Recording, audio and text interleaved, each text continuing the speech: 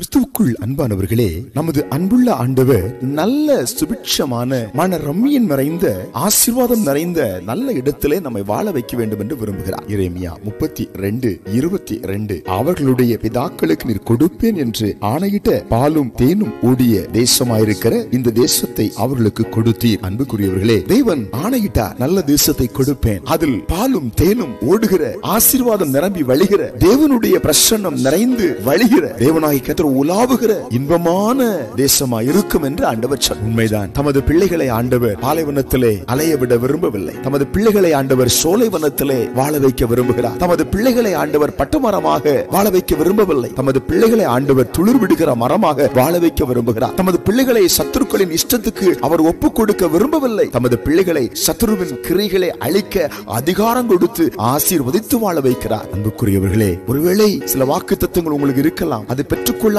நீங்கள் புலம்பிக் கொண்டிருக்கலாம். ஆனால் வாக்குத்தத்தம் செய்தவர் உண்மை உள்ளவர். நிச்சயம் உங்கள் புலம்பலை ஆனந்த களிப்பாக மாற்றி வாக்குத்தத்தத்தை நிறைவேற்றுவார். கொடுப்பேன் என்று சொன்னால் அவர் கொடுப்பார். பாலையும் கொடுப்பார், தேனையும் கொடுப்பார், நல்ல வாழ்க்கையை கொடுப்பார், நல்ல ஆரோக்கியத்தை கொடுப்பார். உங்களை ஆசீர்வாதத்தின் சின்னமாக ஆண்டவர் நிறுத்துவார். கலங்கவே கலங்காதிருங்கள். ஜெபிப்போம். பரலோகத்தின் பிதாவே, இப்பொழுதும் கூட பாடுகளிலும் கஷ்டங்களிலும் உழன்று கண்ணீரோடு உம்மை நோக்கிற பார்க்கிற பிள்ளைகளுக்கு பாலும் தேனும் ஓடுகிற அனுபவத்தை கொடுத்து அவர்களை ஆசீர்வதிக்கிறதுக்காக ஸ்தோத்திரம். இயேசுவின் நாமத்தில் ஆமென்.